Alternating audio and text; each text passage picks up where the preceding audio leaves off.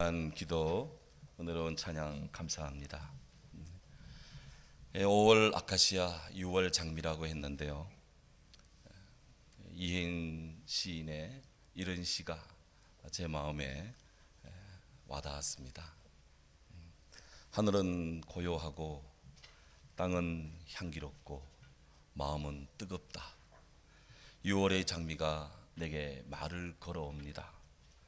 사소한 일로 우울할 적마다 밝아져라, 맑아져라, 웃음을 제쳐가는 장미.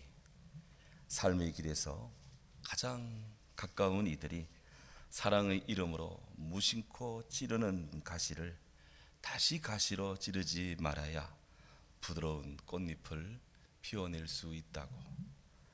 누구를 한 번씩 용서할 때마다 싱싱한 잎사귀가 돋아난다고. 6월의 넝쿨 장미들이 해 아래 나를 따라오며 자꾸만 말을 건네옵니다. 사랑하는 이여, 이 아름다운 장미의 계절에 내가 눈물 속에 피어난 기쁨 한 송이 받으시고 내내 행복하십시오 라고 하는 시입니다. 코로나 때문에 여러 가지 면에서 모든 것이 위축되고 또 우리들이 삶이 제한을 받고 있는데 주께서 피우시는 온 천하의 아름다운 장미꽃들, 자연 그대로 여러분들 심령 속에 주 은총 가운데 한 송이씩 한 다발씩 한 덩쿨씩 안겨주셔서 주님의 기쁨 가득하기를 주의 이름으로 축원합니다. 아멘. 어제가 6월 6일 현충일입니다. 6월은 우리 대한민국에 사는 사람들이라면 누구나 다 이 날을 그냥 보내질 수가 없습니다.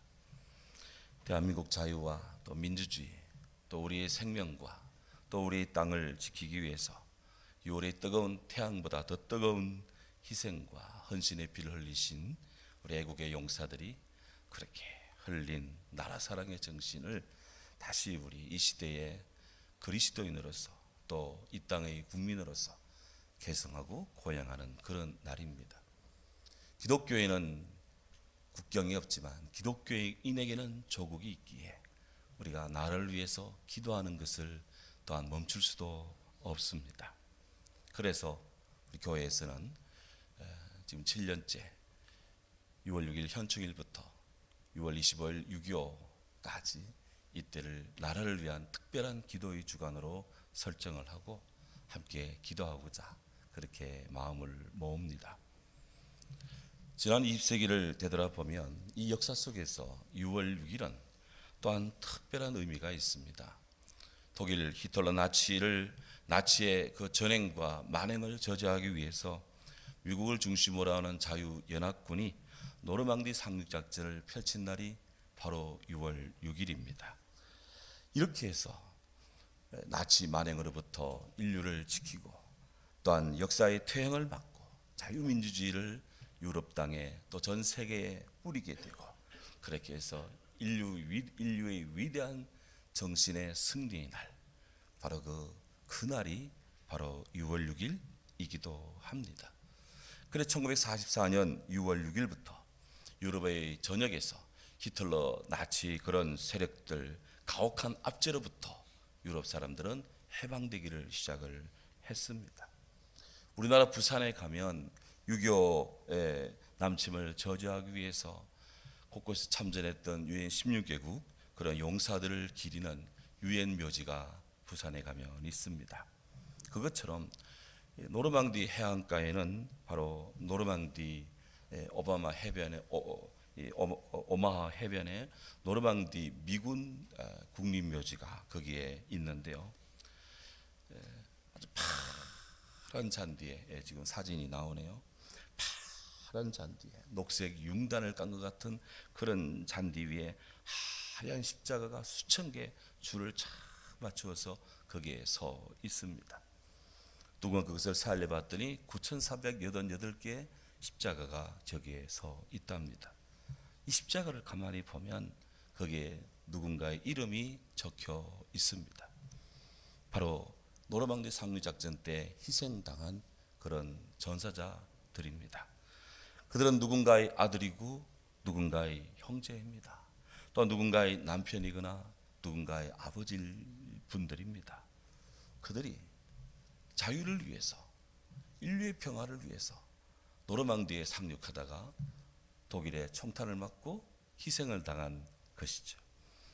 이들의 생명을 건 저 십자가, 그것은 단순히 한 생명의 죽음만이 아니라 바로 그 가족이 느꼈을 그 고통, 또 그들이 그 슬픔을 극복해내들 그런 아픔, 그 무게가 담겨있는 십자가다 하는 것입니다. 그런데 그곳을 방문한 어느 분이 거기에 안장되어 있는 시어도 루즈벨트 주니어, 그분의 무덤 앞에서 큰 감동을 받았다는 수기를 읽은 적이 있습니다. 그래서 그 수기를 읽고 제 마음도 참 숙연해졌어요. 미국 루즈벨트 대통령의 아들로서 세계 제1차 대전에 참전했던 용사이기도 했던 이 시어도 루즈벨트 주니어, 그분의 이름입니다. 그분이 2차 대전이 터지자 미군으로 다시 재입대를 해서 전쟁에 참여해서 노르망디 상륙작전에도 참여를 했습니다. 이분은 당시 노르망디 상륙작전을 펼친 그 연합군에 있어서 최고령 군인이었고 최고위 계급의 그런 장군이기도 했습니다. 미 사보병사단의 부사단장이기도 했습니다.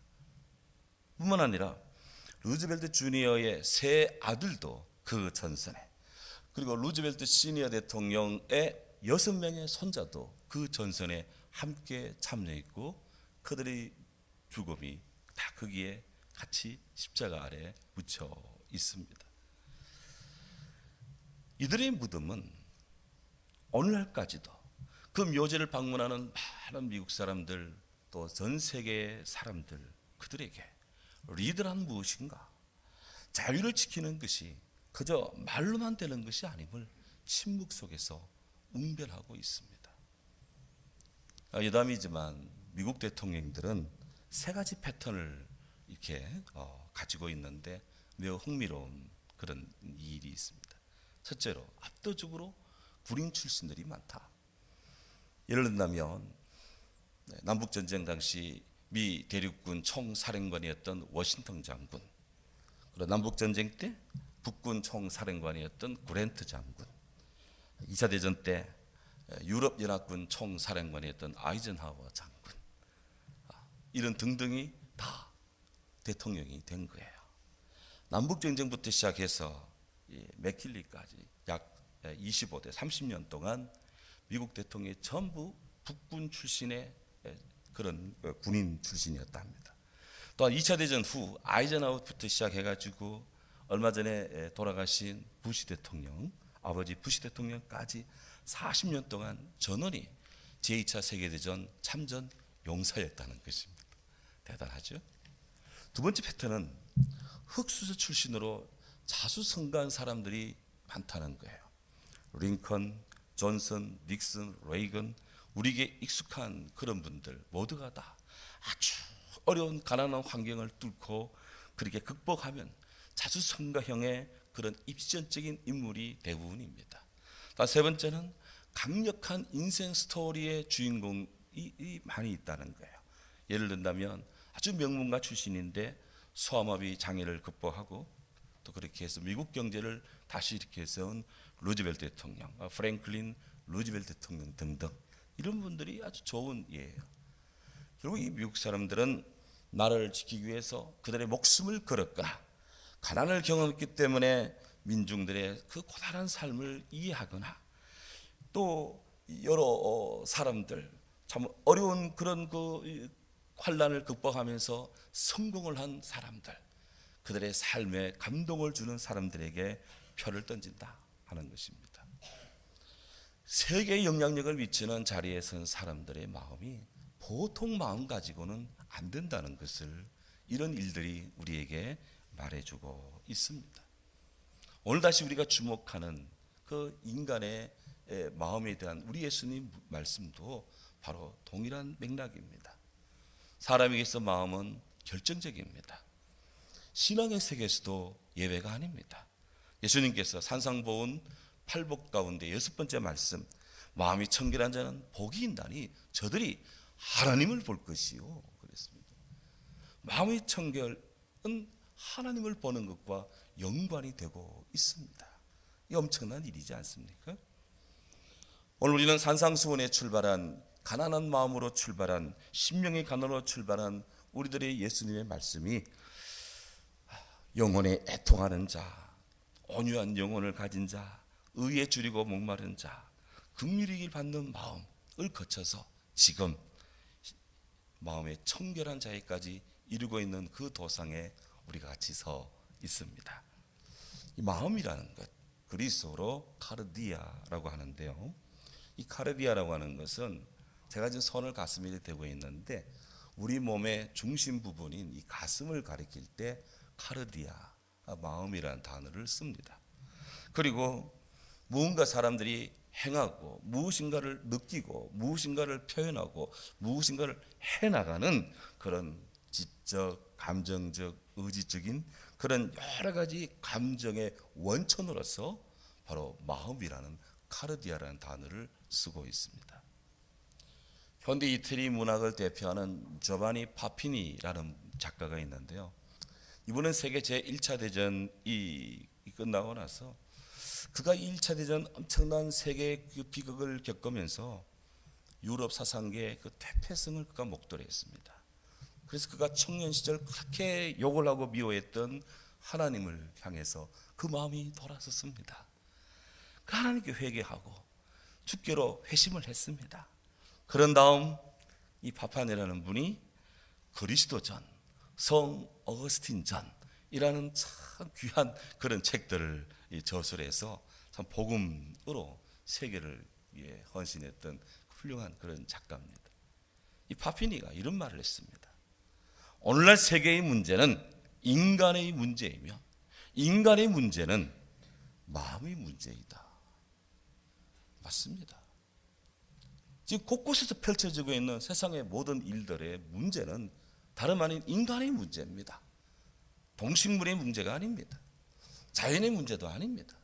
거기에 살고 있는 인간들의 문제예요.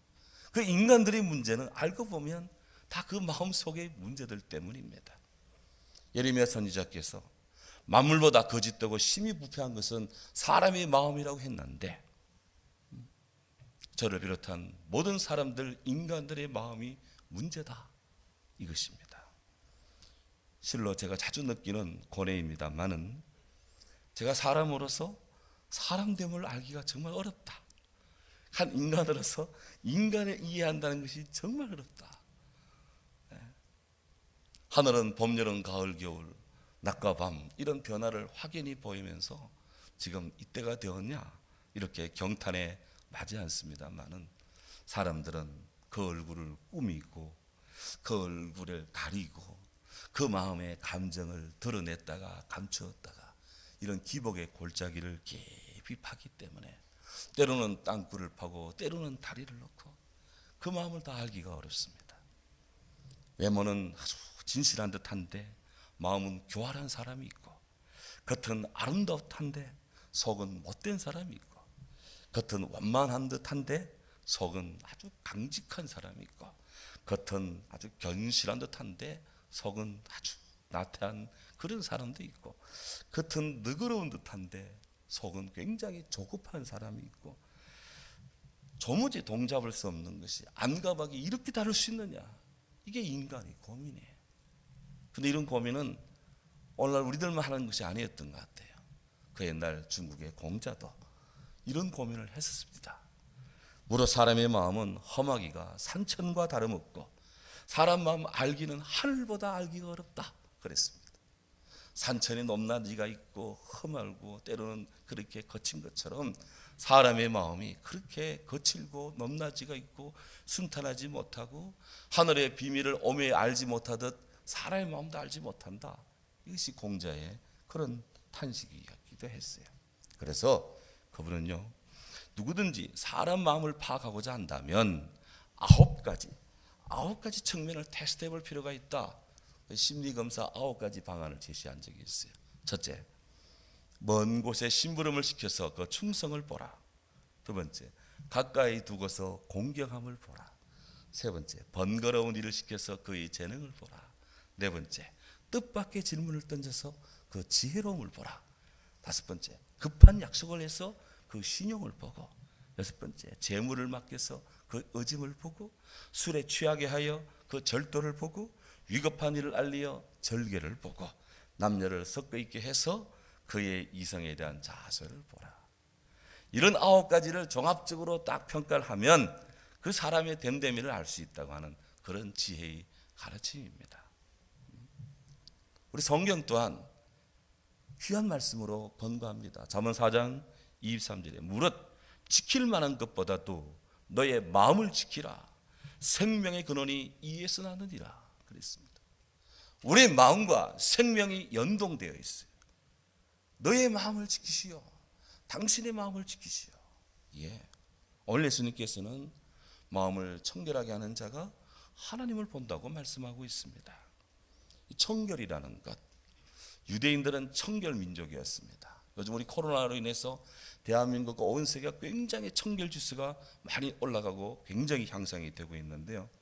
유대인들은 집에서 바깥에 나갔다가 들어오면 반드시 손을 씻어야 되고, 누군가가 집을 방문하면 발을 씻겨주고, 그리고는 하나님께 예배하러 나오려면 온몸에 샤워를 하고 깨끗하게 하는 이런 정결 예식, 이렇게 해서 종교적 도덕적인 그런 정결함을 유지하고자 그들은 애를 썼습니다.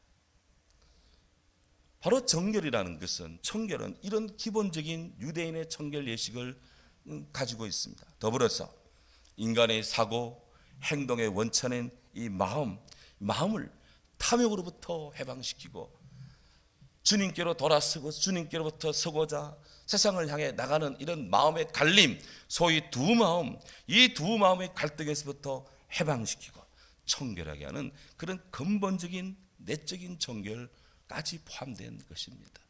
외적으로도 내적으로도 정결한 심령, 우리 예수님이 말씀하는 청결의 범위입니다. 무엇이 오늘 우리들의 마음을 청결하게 할까요? 목욕탕에 가서 100번 사우나하고, 아무리 좋은 그런 로션으로 몸을 바르고 때는 소독약으로 우리 몸을 바른다고 해서 우리가 지금 이런 수준의 청결에 도달할 수 있겠습니까? 결론부터 말씀드린다면 마음의 청결은 예수 그리스도 십자가, 우리 주님의 십자가 보혈, 그 보혈이 바로 나를 위한, 우리 각자를 위한 주님의 피 흘리심인 줄을 믿고 주 앞에 죄 용서를 받고, 그렇게 해서 신실한 백성으로 거룩한 주의 자녀로 성결한 그리스도인으로 서는 것, 이것이 바로 성경이 요구하는 청결의 수준입니다. 중세 수도사 토마스 아켄피스라는 분이 있습니다. 이분이 그리스도를 본받아라는 아주 고전입니다. 제 책상에도 옆에 이렇게 있는 책에 손만 뻗으면 집어 볼 수 있는 책입니다. 그래 가까이 하는 책인데요.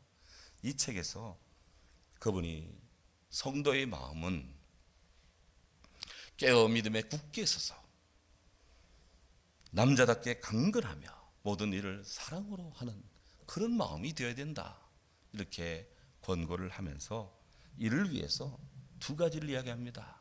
순수한 마음, 그리고 단순한 의지를 가지라, 이렇게 촉구를 합니다. 순수한 마음을 순수하게 해라. 의지를 단순하게 해라. 우리 너무나 복잡한 세상 속에 너무나 마음을 복잡하게 우리는 그렇게 이 마음을 움직입니다.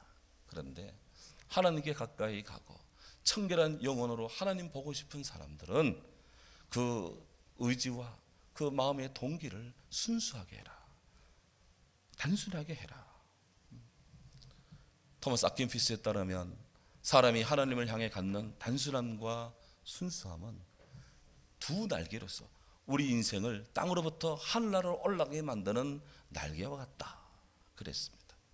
우리가 아무리 주의 은혜를 구하고 아무리 주의 말씀 안에 있다 해도 내 삶이 순수해지지 않고 내 동기가 단순해지지 않는다면 너무 무거워서 올라갈 수가 없는 거예요.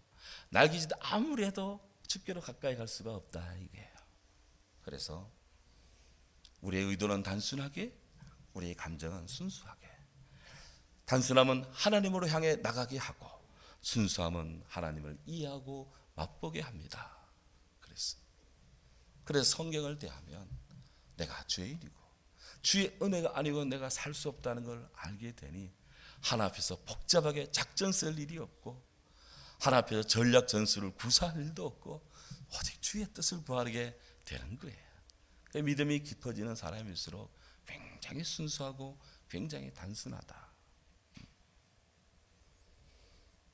고로 성도는, 참다운 성도는 두 마음을 품어서 그렇게 모든 일에 정함이 없는 흔들리는 물 위에 떠있는 배 같은 인생이 아니라 예수 그리스도 안에 참마음, 온전한 믿음, 온전한 소망, 온전한 사랑으로 주 안에 있기를 기뻐하고 즐거워하는 그런 영적인 교제를 기뻐하여 감사함으로 하나님 앞에 살고자 하는 그런 어린이 같은 심령, 이게 참 성도의 마음이다 하는 것입니다. 이런 마음을 가진 자는 하나님을 볼 것이며 그랬습니다. 볼 것이며 라는 말, 헬라어로 옵손타이란 말입니다.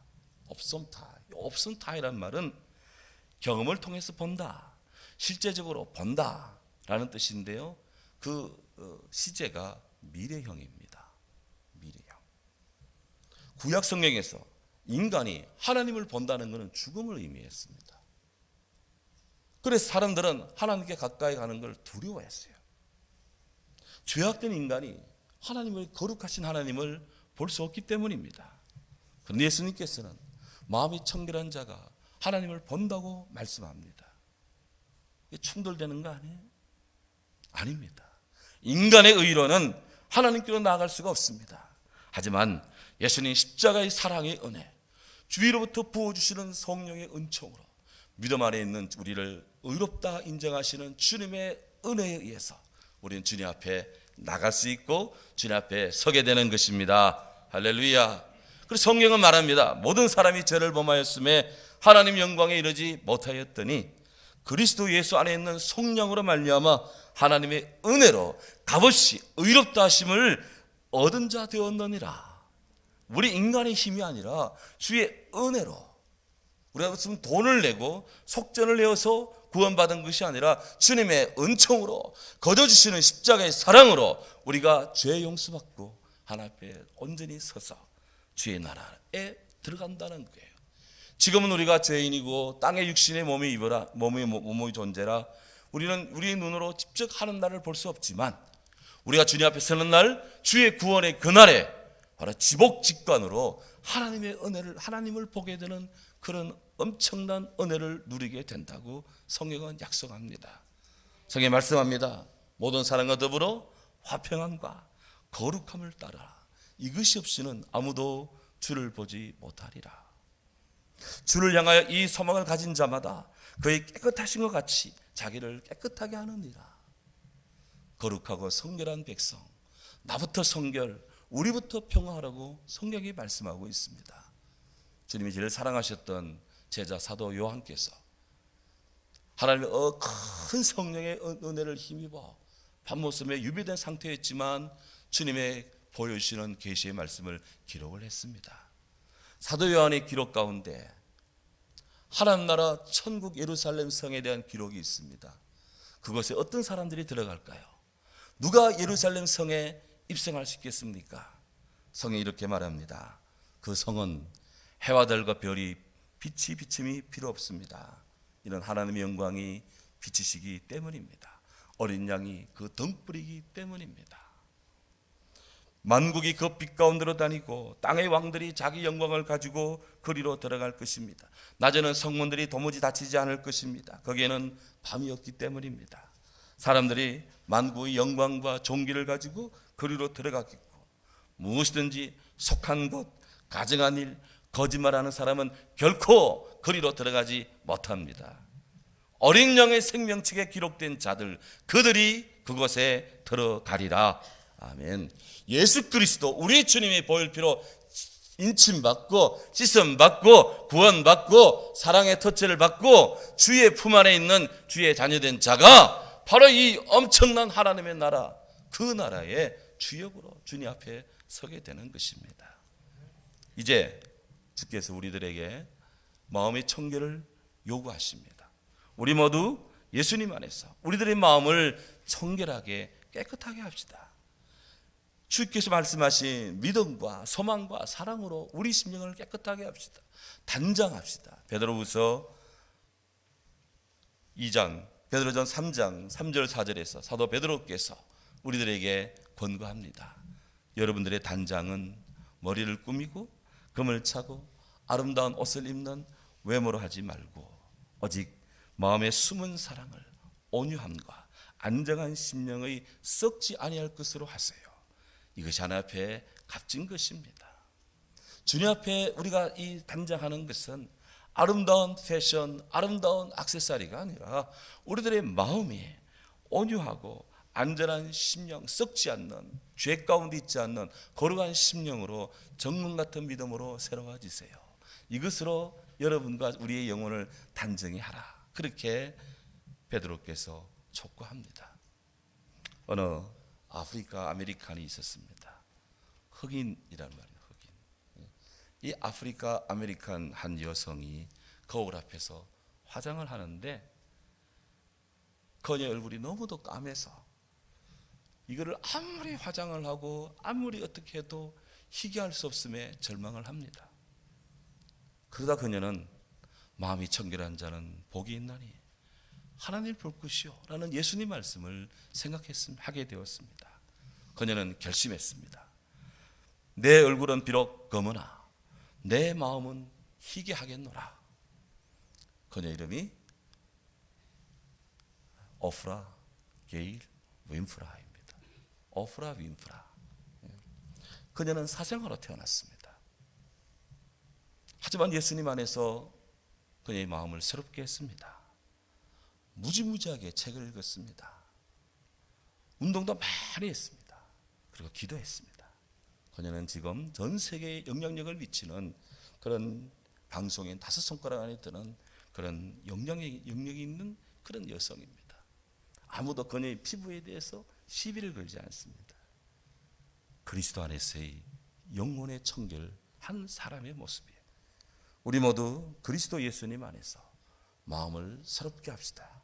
고운 것도 거짓되고 아름다운 것도 헛되나 오직 여호와를 경외하는 여자는 칭찬을 받을 것이요 오직 여호와를 경외하는 사람은 사랑을 받을 것이요 마음이 청결한 자는 복이 있나니 저희가 하나님을 볼 것임이요.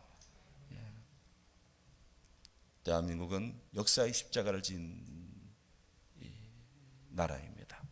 위로는 중국과 소련이, 아래로는 일본과 미국이 양쪽 우리들의 팔과 다리를 당기고 있습니다. 함스컨 선생님은 이것을 역사의 십자가를 진 민족이라고 뜻으로 본 한국 역사 서문에서 이야기를 해요. 역사의 십자가, 예수님의 십자가 있기 때문에 구원이 있는 거예요. 피 흘림이, 이 땅의 백성들이 피 흘림이 있습니다. 이 피 흘림이 헛되지 않게 해야 됩니다. 우리의 영육이 더 정결해지고 새로워져야 될 이유입니다. 하나님의 사랑이 오늘 함께한 모든 분들 심령 속 깊이 임하기를 주의 이름으로 축원합니다. 아멘.